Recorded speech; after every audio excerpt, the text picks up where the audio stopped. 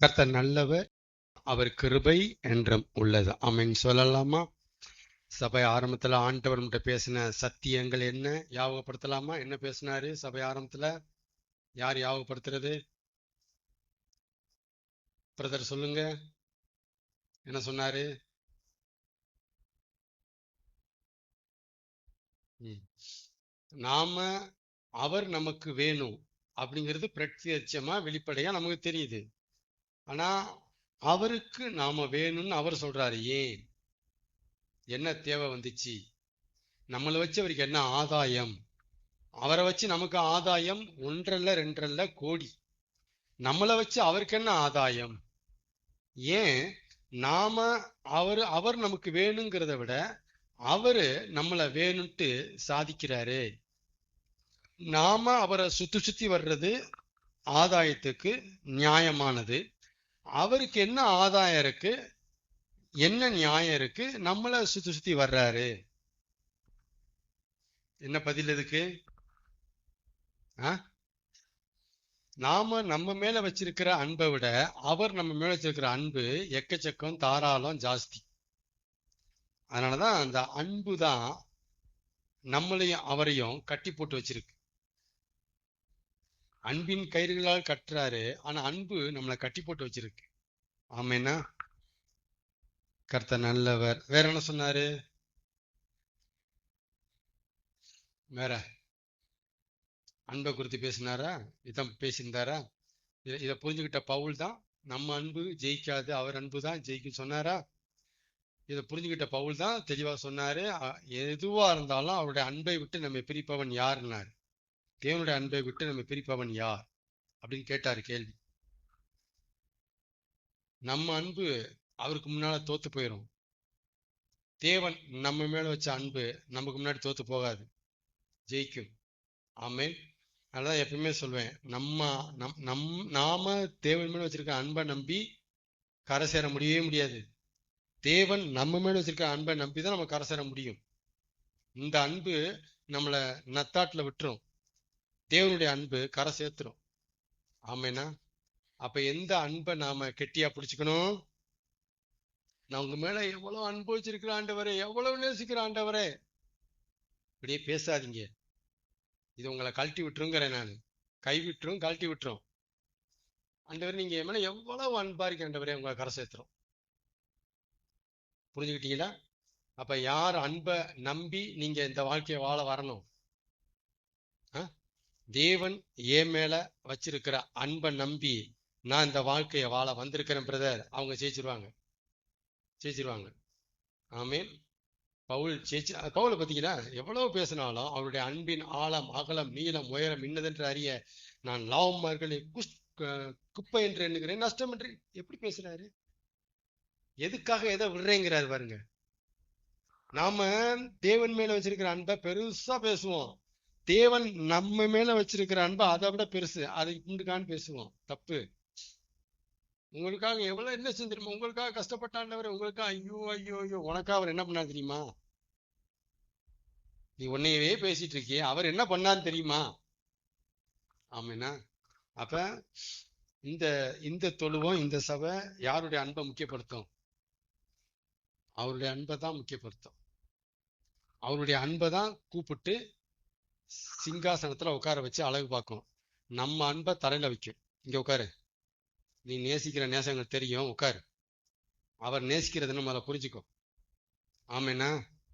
அப்ப அவருடைய அன்புக்கு நம்ம முக்கியத்துவம் கொடுக்கணும். கர்த்தர் நல்லவர், கர்த்தர் நல்லவர். அன்பை குறித்து நம்ம புரிஞ்சுக்க வேண்டிய சின்ன ஒரு டிப்ஸ் வாசிக்கலாம். 1 கொரிந்தியர் 13:7 வாசிக்கலாம். 1 கொரிந்தியர் 13:7.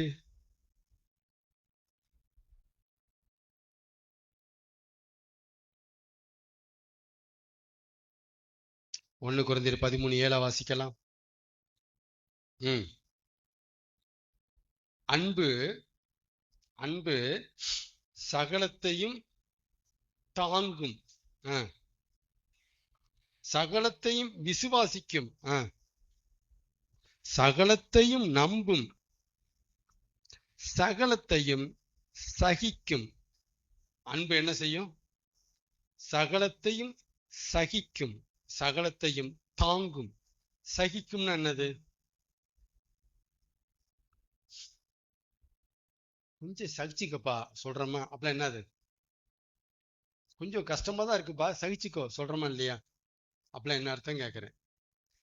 அர்த்தம் தெரிஞ்சு தானே பேசுறோம், இல்லை தெரியாம பேசுறோமா? அப்படிலாம் என்னது? ம் கொஞ்சம் சகிச்சுக்கோ அப்படின்னா கொஞ்சம் அப்படிதான் இருப்பாரு, கொஞ்சம் சகிச்சுக்கோ. கணவன் அப்படிதான் இருப்பாரு, கொஞ்சம் சகிச்சுக்கோமா சொல்றாங்களா கட்டி கொடுத்தவங்க? அப்படிலாம் என்ன அர்த்தம்? பொறுத்துக்கோ. இன்னும் நல்லா சொல்ல போனோம்னா நம்ம ஸ்லாங்ல அட்ஜஸ்ட் பண்ணிக்கோமா, கொஞ்சம் அட்ஜஸ்ட் பண்ணி வாழு. இன்னும் நல்லா உடச்சு சொன்னோம்னா கொஞ்சம் விட்டு கொடுத்து போ சொல்றாங்களா? விட்டு கொடுத்து போ, அட்ஜஸ்ட் பண்ணு. அப்ப அன்பு அட்ஜஸ்ட் பண்ணும். என்ன பண்ணும்? அட்ஜஸ்ட் பண்ணும். இப்ப நான் ஒருத்தர் மேல அன்பு வச்சிருக்கிறேன்னா,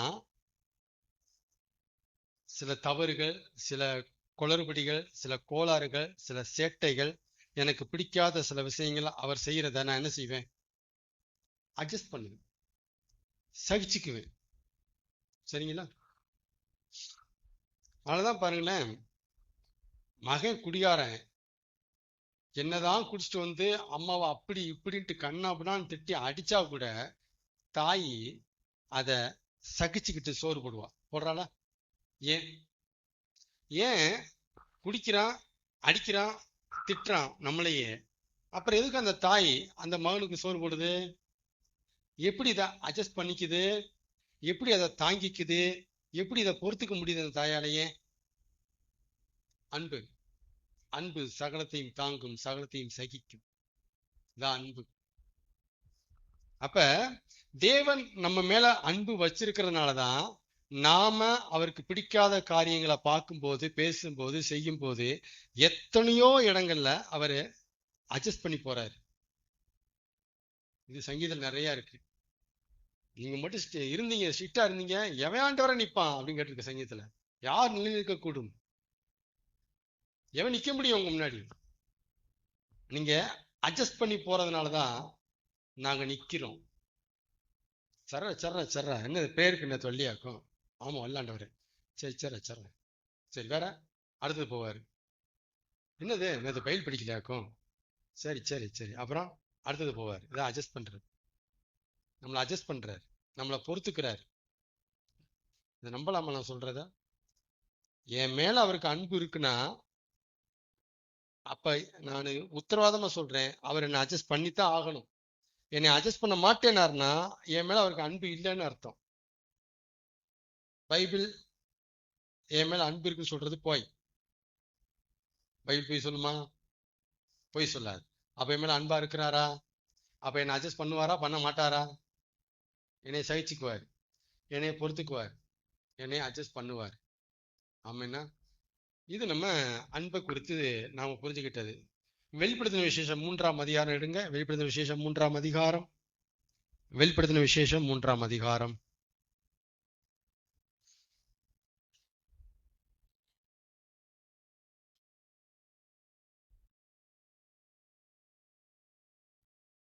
பத்தொன்பதாம் வசனம் வாசிக்கலாம். 19. நான் நேசிக்கிறவர்கள் எவர்களோ அவர்களை கடிந்து கொண்டு சிட்சிக்கிறேன். போதும்.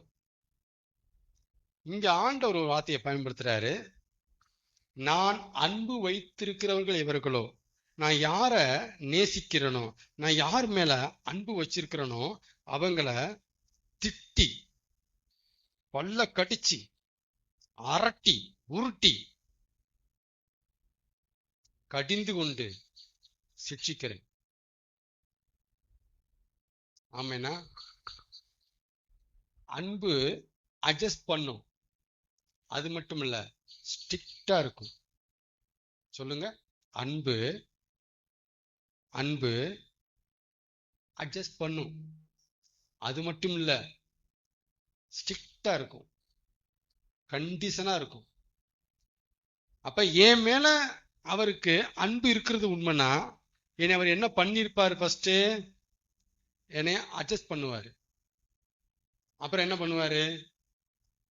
கண்டிப்பு காமிப்பாரு, ஸ்ட்ரிக்டா இருப்பாரு. என்னடா ஜெபத்துக்கு வரலையாக்கும்? சரி விடுறா விடுறா, அதையே நினைச்சிட்டு கழுவிட்டு இருக்காத என்ன, வா வா வா, வேற என்ன, இதை பேசுவார். 2 நாள், 3 நாள், 4 நாள், இப்படியே கடைசி வரைக்கும் ஜெபத்துக்கு வரலையாடா, பரவாயில்ல பரவாயில்ல அப்படிலாம் சொல்ல மாட்டார். அவரு அப்படிலாம் சொல்ல மாட்டாரு.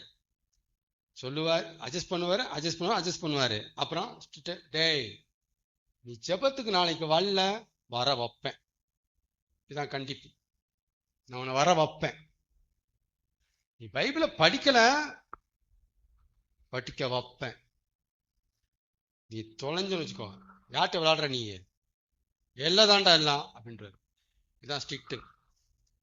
இந்த அட்ஜஸ்ட்மெண்ட்டும் இந்த ஸ்ட்ரிக்டும் அவர்கிட்ட இல்லைன்னா நம்ம உருப்பிட மாட்டோம். நாம் உருப்பிட மாட்டோம். அட்ஜஸ்ட்மெண்ட்டும் நமக்கு தேவை, ஸ்ட்ரிக்டும் தேவை. நம்ம அதை விரும்புவோம், இதை வெறுப்போம். இதை பத்தி அவர் கண்டுக்கிறதே இல்லை. இன்னும் ரொம்ப கராரா இருக்கிறாரு, இருக்குதான் செய்வாரு. கராரா இருந்தா ஆவார். சில விஷயங்கள்ல சகிப்பாரு, அது இருந்தா ஆவார். அன்புக்கு இந்த 2 மூஞ்சி இருக்கு. அந்தந்த மூஞ்சி அப்பப்ப வெளியே வந்துதான் தீரும். நம்பலாமா? அதை நம்பலாம். பைபிள் தானே பேசுறேன், அதனால தேவனை பத்தி புரிஞ்சுக்குங்க. ஆனா நாம அன்பை பத்தி பேசிட்டு ஸ்ட்ரிக்டை விட்டுருவோம், இல்ல ஸ்ட்ரிக்டை பத்தி பேசிட்டு அன்பை விட்டுருவோம். இந்த 2ல தான் பேசிட்டே இருப்போம். 2 எக்ஸ்ட்ரீம்ல போகும். கோவக்காரரு, மோசக்காரரு, கழுத்தை பிடிச்சிருவாரு, தலையை வெட்டிடுவாரு, இதை கொடுத்துருவாரு, இதையே பேசுவோம். இன்னொரு பக்கம் அதெல்லாம் ஒண்ணுமே இல்லை பிரதர், ஒண்ணுமே அவங்க கண்டுக்க மாட்டாரு, வாட்டுக்கு அவங்க நல்லா வச்சுக்குவார், இப்படி தடவி கொடுப்போம். ரெண்டுமே தப்பு, ரெண்டுமே தப்பு.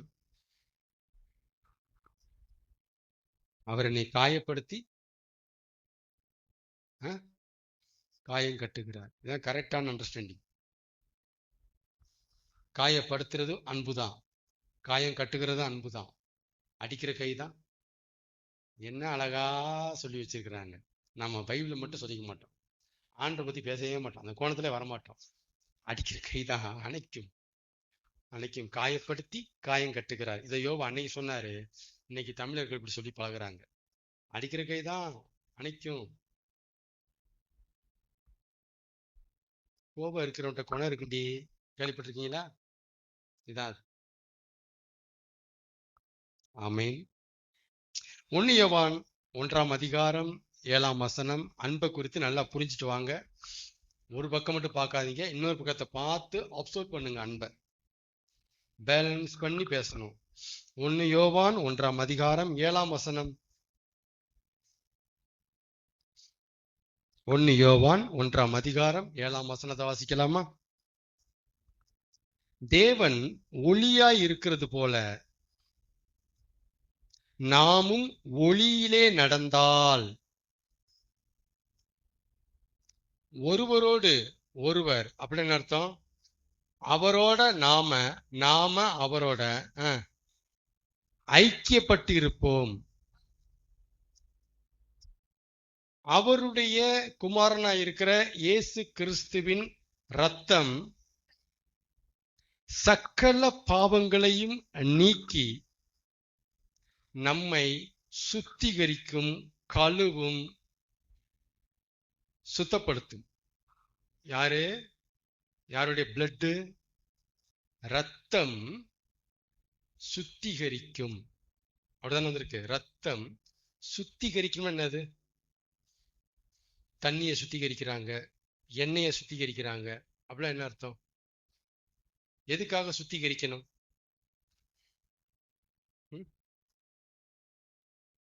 பிளட்டு சுத்திகரிக்குதான். சுத்திகரித்தல் என்னது? அனாவசியமான தேவையில்லாத விஷயங்களை போக்குறது, அதான் சுத்திகரிக்கிறது. பிளட்ல நம்ம பிளட்ல இருக்கிற அன்வான்ட் மெட்டீரியலை தூக்குறது, அவருக்கு பிடிக்காத அந்த விஷயங்களை தூக்குறது, அதான் சுத்திகரிக்கிறது. சகல பாவங்களை நீக்கி நம்மை சுத்திகரிக்கும். அவருடைய பிளட்னால மன்னிக்க முடியாத பாவமே இல்லையா. அவருடைய ரத்தத்தினால மன்னிக்க முடியாத பாவமே இல்லையா. எந்த பாவத்தையும் அது மன்னிக்கும், எந்த பாவத்தையும் மன்னிக்கும். அப்ப பிளட்டை குறித்து நாம் அறிஞ்சிக்க வேண்டிய சத்தியம் இது. ஆனா இதோட மட்டும் நின்றக்கூடாது. அதைத்தான் இங்க பேச வரேன் நான். பிளட்டு, அவருடைய பிளட் நம்மளை சுத்திகரிக்கும், பிளட் நம்மளை மன்னிக்கும். ஏன் அவருடைய பிளட் நம்மளை சுத்திகரிக்குது? இதுதான் கேள்வி. ஏன் சுத்திகரிக்குது? ஏன் அவருடைய பிளட்டுக்கு இவ்வளவு பவரு, மன்னிக்குது? யார் சொல்றது? ஏசாயா 55:7 வாசிக்கலாம். ஏசாயாவின் புஸ்தகம் 55ஆம் அதிகாரம் 7ஆம் வசனம். 55:7, ஏசாயா 55:7. ஏன் அவருடைய பிளட்டு மன்னிக்குது, சுத்திகரிக்குது, கரை போக்குது? ஏன் வாசிக்கலாமா? 55:7 வாசிக்கலாமா? ஏசாயாவின் புஸ்தகம். துன்மார்க்கன் தன் வழியையும் அக்கிரமக்காரன் தன் நினைவுகளையும் விட்டு கர்த்தரிடத்தில் திரும்ப கடவன், அவர் அவன் மேல் மனதுருகுவார். நம்முடைய தேவனிடத்திற்கே திரும்ப கடவன். அவர் மன்னிக்கிறதற்கு தயை உள்ளவராய் இருக்கிறார். இல்ல, எப்படி இருக்கு? தயை பெருத்திருக்கிறார், பெருத்திருக்கிறார். ஏங்க அவர் பிளட் நம்மளை மன்னிக்குது அப்படின்னா, அவர் அப்படிப்பட்டவர், அவர் அப்படிப்பட்ட குணம் உள்ள ஆளு. அதனாலதான் அவர் பிளட் நம்மளை மன்னிக்குது. பிளட்னு போயிடக்கூடாது. அதான் சொல்ல வரேன் நான். பிளட் ஏன் இப்படி பண்ணுது அப்படின்னா, அவருடைய கேரக்டர் அப்படி, அவர் அப்படி இருக்கிறதுனால பிளட் இப்படி இருக்கு. சொல்லலாமா? அவர் அப்படி இருக்கிறதுனால பிளட் இப்படி இருக்கு. அவர் அப்படி இருக்கிறதுனால அவருடைய வேர்டு இப்படி இருக்கு. இப்படி புரிஞ்சுக்கணும். நேரடியா புடிச்சுக்கிட்டீங்கன்னா போச்சு, தப்பா போயிடும். அதனால தேவனுடைய அந்த கேரக்டர் எப்படிலாம் வேலை செய்யுதுன்னு பாருங்க. பிளட் வழியா வேலை செய்யுது, வேர்டு வழியா வேலை செய்யுது, அவருடைய கேரக்டர் வெளிப்படுது. ஆமெனா? கர்த்தர் நல்லவர். சங்கீதம் 56:3 வாசிக்கலாம். சங்கீதம் 56:3. சங்கீதம் 56:3 டாபிக் உள்ள போறோம். சங்கீதம் 56:3 காம் நேரம் தான் இருக்கு, சீக்கிரம். நான் பயப்படுகிற நாளில் உம்மை நம்புவேன், உம்மை நம்புவேன். இதை போன வாரம் பார்த்தோம். பயம் எதற்காக வருகிறது? பயத்தை தேவன் ஏன் அனுமதிக்கிறார்? பயத்துக்கு தேவன் ஏன் இடம் கொடுக்கிறார்? என்ன பதில்? என்ன பதில்? அவரை நம்புவதற்காக. என்ன நம்பணும்? அவர் பார்த்துக்குவார் நம்பணும். எப்படி நம்பணும்? அவர் பார்த்துக்குவார்.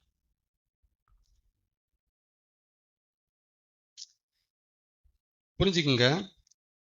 நமக்குள்ள பார்த்துக்குவாரு அப்படிங்கிற ஒரு எண்ணத்தை, ஒரு நம்பிக்கைய, ஒரு தாட்டை விதைக்க, உண்டாக்க, உருவாக்க தேவன் சில நேரம் நம்மளை பார்த்துக்காம விடுவார். ஏங்க கடவுள், அன்பு வச்சிருக்கிற கடவுள் இப்படி பார்த்துக்காம விடுறாரு அப்படின்னா, நீங்க அவரை பார்த்துக்குவார்னு நம்பணுமா? அந்த நம்பிக்கை உங்ககிட்ட இல்லையா? அந்த நம்பிக்கையை உங்களுக்குள்ள கொண்டு வரணுமா? உங்களுக்குள்ள அந்த எண்ணத்தை விதைக்கணுமா? உங்களுக்குள்ள அந்த விசுவாசத்தை எப்படியாவது ஃபார்ம் பண்ணணுமா? இதுக்குத்தான் அவரு சில நேரம் நம்மளை பார்த்துக்காம தள்ளி நிற்பாரு. ஏன் பயம் வந்து சந்திக்குது? எதுக்கு பயத்துக்கு ஓகே கொடுத்துட்டு தள்ளி நிக்கிறாரு? நம்புட என்னடா செய்யும் பயம்? நம்புடா, ட்ரைனிங் எடு, பழகுடா, பயிற்சி எடுறா, நம்புடா. அதான் சங்கீதக்காரன் சொல்றான், நான் பயப்படுகிற நாளில் உம்மை நம்புவேன். பார்த்துக்குவீங்க. பார்த்துக்குவீங்க. அப்ப பார்த்துக்குவாருங்கிற நம்பிக்கைய தேவன் நமக்குள்ள சிருஷ்டிக்க என்ன வேலை பண்றாரு? அவரு என்ன வேலை பண்றாரு? பார்த்துக்காம தள்ளி நிக்கிறாரு. அப்ப தேவன் நம்ம மேல அன்பு வச்சிருந்தோம், ஏங்க பார்த்துக்காம தள்ளி நிக்கிறாருங்கிறதுக்கு காரணம் ஒண்ணு. இது என்ன காரணம்? அவரை பார்த்துக்குவாருன்னு நம்ப ஆரம்பிக்கணும், நம்ம நம்ப பழகணும், அந்த எண்ணம் வரணும். அதுதான் வாழ்க்கையில பல நேரம் தீமை சம்பவிக்குது, கெடுதல் சம்பவிக்குது, போராட்டம் சம்பவிக்குது, பிரச்சனை சம்பவிக்குது. இந்த சம்பவங்கள்லாம் எதை சொல்ல வருது? உங்களை பயமுறுத்த, கலங்கடிக்க, குழப்ப வருது. நான் குழம்புகிற நாளில், நான் சந்தேகம் கொள்ளும் நாளில் நம்புவேன். என்ன நம்புவ? பார்த்துக்குவீங்க. அல்ல அடிக்குது பிரச்சனை, என்ன செய்வ? பார்த்துக்குவீங்க. ஆமேனா? அப்ப இந்த நம்பிக்கைய இப்படித்தான் தேவன் நமக்குள்ள உண்டாக்கி தண்ணி ஊத்தி அதை வளர்க்கிறார். இப்படித்தான் இத்தனை வருஷமா எனக்கு வளர்த்தாரு, இப்படித்தான் செஞ்சாரு. ஒவ்வொரு சம்பவம் பயமுறுத்தும் போதெல்லாம் பார்த்துக்குவாரு சொல்ல வச்சாரு, நம்ப வச்சாரு. அந்த நம்பிக்கைய ஆழமா வச்சுட்டாரு, பார்த்துக்குவாரு. ஆமேனா? இது ஒரு காரணம், இது ஒரு ஆதாரம்.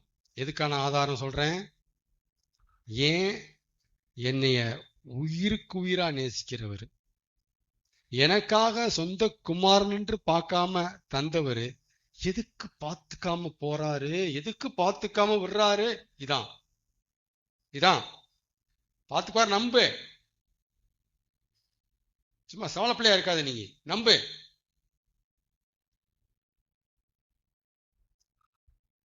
தோல் மேலதானே உட்காந்துருக்க, உனக்கடா பயம்? மடியில தான் உட்காந்துருக்கேன், உனக்கடா பயம்? நான் தான் இருக்கலடா, உனக்கடா பயம்? சும்மா கடல்ல அலை வருது, புயல் வருது, கப்பல் படகுல தண்ணி முங்க போகுதுன்ட்டு என்னடா சாக போறான் ஐயரே, என்னடா பேசுறீங்க? நம்புடா, கூட இருக்கல. என்ன சொல்றாங்க புரியுதுங்களா? என்ன அவருடைய என்ன ஓட்டம் புரியுதுங்களா? பார்த்துக்குவார், நம்பணும்டா. அவர் தாண்டா படகுக்குள்ள தண்ணி வர வச்சான்டா. நம்புடானா? நம்புவியா? இனிமே நம்புவோம். நீ ஈச்சி எல்லாம் சரி பண்ணிட்டீங்க, நம்பு. தலைக்கு மேல வெள்ளம் போனா நம்பு, கழுத்துல கத்தி வச்சாலும் நம்புடா. பார்த்துக்குவேன், நம்பேன்டா. ஆமேனா? அப்ப நமக்குள்ள எந்த சூழ்நிலையிலும் அவர் நம்மளை பார்த்துக்குவாரு அப்படிங்கிற அந்த எண்ணத்தை உதிக்க வைக்கிறதுக்கு, விசுவாசத்தை புக்க வைக்கிறதுக்கு நிறைய நம்மளை பார்த்துக்காம விட்டுருவாரு.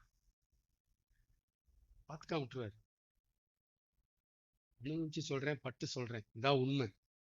இப்படிதான் செய்வார். நம்மளை கழட்டி விட்டுட்டு நம்புடான்னு நம்பு. நம்ம திணறி திணறி திணறி திணறி தான் நம்புவோம். பார்த்துக்குவாரா, பார்த்துக்க மாட்டாரு, பார்த்துக்குவாரா, பார்த்து விட்டுறான். திணறி திணறி திணறி திணறி மூச்சு வாங்கி அப்புறம் தான் நம்ப ஆரம்பிப்போம். பார்த்துக்குவாரு, ஸ்டெடி ஆகும். அது வரைக்கும் விட மாட்டாரு, அப்பப்ப கழட்டி விட்டே இருப்பாரு. சரிங்களா? அப்ப அவர் பார்த்துக்குவாருன்னு நம்ம நம்புறதுக்கு தான் நிறைய பயங்கள், போராட்டங்கள், குழப்பங்கள், சந்தேகங்கள், அக்கப்போர்கள் நம்மை வந்து சந்திக்குது. அப்படின்னு பிரச்சனைகளை நீங்க இப்படி பார்க்கணும். நாம எப்படி பார்ப்போம்? ஐயோ பார்த்துக்காம போயிட்டாரே, நான் ரொம்ப குற்றவாளி, என் மேல பெரிய தப்பே இருக்கு, அதனாலதான் என்னைய கண்டுக்காம கையை வச்சு கண்ணை மூடிக்கிட்டாரு, இந்தா பிரச்சனை வந்துருச்சு, சாமி சாமி நம்ம சொல்லிட்டு உட்காந்து இருக்கிறோம். பார்த்துக்குவாரு, நம்பணும். ஆமேனா? இது ஒரு காரணம். இன்னொரு காரணம் இருக்கு.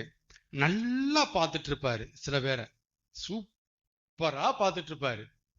நல்லா பார்த்துட்டு இருக்கும் போதே இந்த சொல்லுவாங்க, இடையில நல்லா பண்ணிட்டு இருப்பான், இடையில கிறுக்கு பிடிச்சிடும் சொல்லுவாங்களா, அந்த மாதிரி நல்லா பார்த்துட்டு இருப்பாரு, திடீர்னு பார்த்துக்காம போயிடுவாரு. இது வேற கேஸ். அவர் ஆளுதான், அவங்க கூட தான் சுத்துறான், அவர் கூட தான் சஞ்சரிக்கிறான், கூடயே தான் திரிறான். இப்படி ரெண்டு பேரையும் பிரிக்க முடியாம அப்படி இருக்கும் போது திடுதுப்புன்னு பார்த்துக்காம இருப்பார். இதுவும் நடக்கும். அந்த கேஸ் வேற, இந்த கேஸ் வேற, அந்த ஆள் வேற, இந்த ஆள் வேற. இது என்ன கேஸ்? இதுக்கே இந்த மாதிரி பண்றாரு. பார்த்து தானையா இருந்தீங்க, எதுக்கு ஏன் விட்டீங்க? நல்லா தானையா பார்த்துட்டு இருந்தீங்க, எதுக்கே விட்டீங்க? இதுவும் நடக்கும்.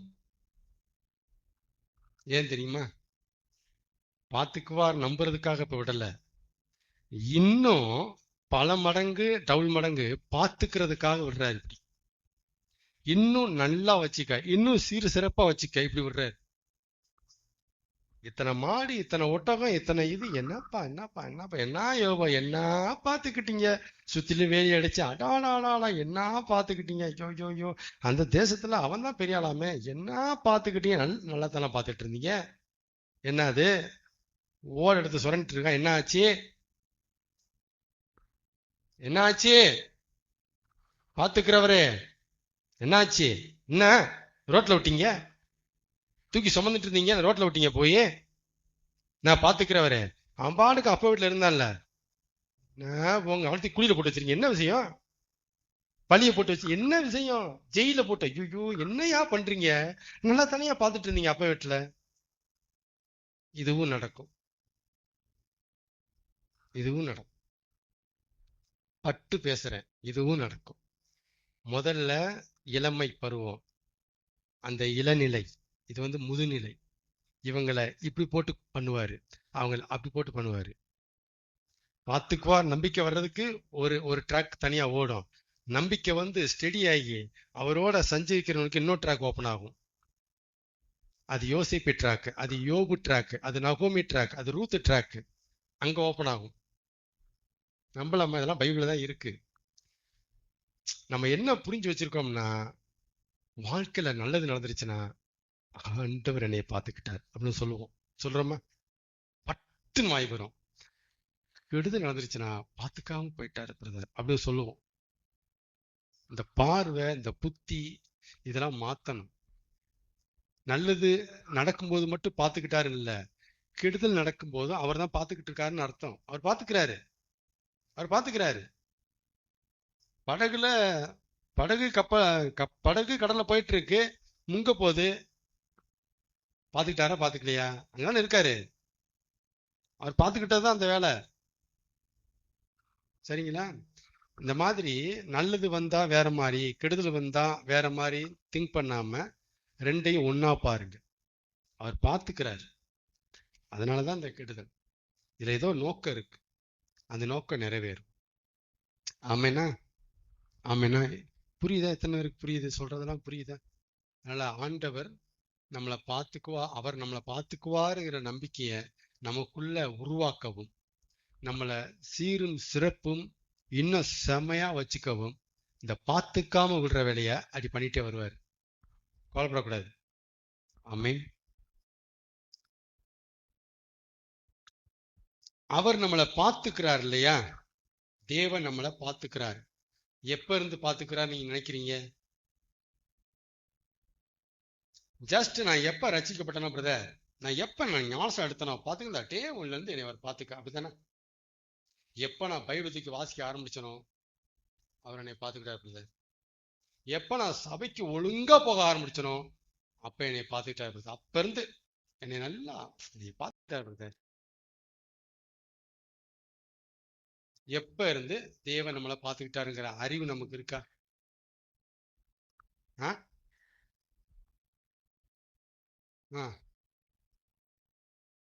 எப்ப இருந்து தேவன் என்னை பார்த்துக்கிட்டாருன்ட்டு யார் அந்த அந்த காலத்தை சொல்றது? எப்ப இருந்து தேவன் என்னைய பார்த்துக்கிட்டார்? நம்ம எப்பவுமே ஆண்டவரை இடையில நிப்பாட்டுவோம். ஆண்டவரே இப்ப இருந்து நீங்க பாத்துக்கிட்டு இப்படிதான் சொல்லி பழக்கம் நமக்கு. அதங்க சொல்றேன் நான். எப்ப இருந்து நம்மளை பார்த்துக்கிட்டாரு தெரியுமா? எழுதி போட்டுக்காரு பாருங்க. எப்ப இருந்து பார்த்துக்கிட்டாரு? அப்ப இருந்து பார்த்துக்கிட்டார். என் கருவை உம்முடைய கண்கள் கண்டது.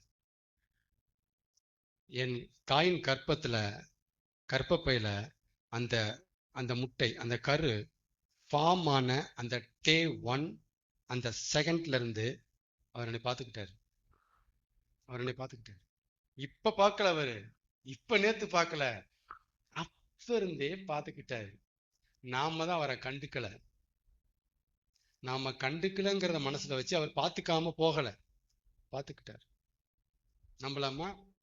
இப்ப போய் இடையில புடிச்சுக்கிட்டு இப்ப இருந்து பார்த்தீங்கன்னு சொல்லிடுறாங்க, அது நல்லா இருக்கு, அசிங்கம். அப்படி பண்ணக்கூடாது.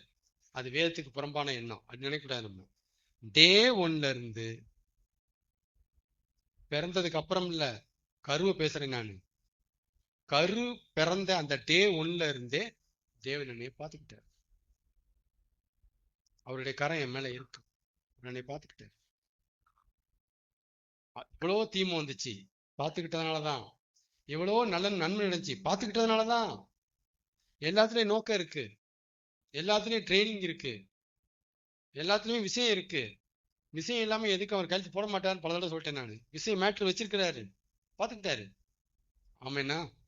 அப்ப அவர் நம்மளை பார்த்துக்கிறார் இல்லையா? அவர் நம்மளை பார்த்துக்கிறதுனுடைய ஒரு இம்பாக்ட், ஒரு தாக்கம், ஒரு ரிசல்ட், ஒரு விளைவு தான்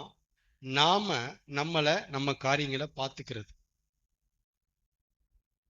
அவர் நம்மளை பார்த்துக்கிறதினுடைய ஒரு இம்பாக்ட் தான், ஒரு விளைவு தான் நம்மளை பார்த்துக்கிறது. ரொம்ப ஆழமான சத்தியம், ரொம்ப ஆழத்தை பேசுறேன் நான். இத புரிஞ்சுக்காம அவர் எங்க பார்த்துக்கிட்டாரு? நான் தாங்க டோரை நல்லா லாக் பண்ணி வீட்டை பூட்டி வீட்டை பார்த்துட்டு இருக்கிறேன். அவர் எங்க பார்த்துக்கிட்டாரு? நான் காலையில் 4 மணிக்கு எந்திக்கிறேன், 5 மணிக்கு முடிக்கிறேன், 6 மணிக்கு பாச படிக்கிறேன், கம்பெனி போறேன், திட்டு வாங்குறேன், வேலை வாங்குறேன், வேர்வை சிந்துறேன், சம்பாதிக்கிறேன். என் குடும்பத்தை நான் பார்த்துக்கிறேன். யார் பார்த்துக்கிறா? நான் பார்த்துக்கிறேன். அவர் எங்க பார்த்துக்கிட்டாருங்கிறீங்க. அதான் சுருக்கமா சிங்கிள் லைன்ல முடிச்சேன் நான். அவர் நம்மளை பார்த்துக்கிறதுனுடைய ஒரு இம்பாக்ட், ஒரு விளைவு, நம்மளை பார்த்துக்கிறோம். மோசேய சாக விடாம தேவன் பார்த்துக்கிட்டதனுடைய ஒரு இம்பாக்ட் தான் மோசேயின் தாய் மோசேய பார்த்துக்கிட்டது. திரும்ப சொல்றேன், மோசே சாக விடாம தேவன் பார்த்துக்கிட்டதனுடைய ஒரு வெளிப்படம் தான், ஒரு விளைவு தான் மோசேயின் தாய் மோசேய சாகடிக்காம 3 மாசம் ஒளிச்சு வச்சிருந்தா. நம்பலாமா?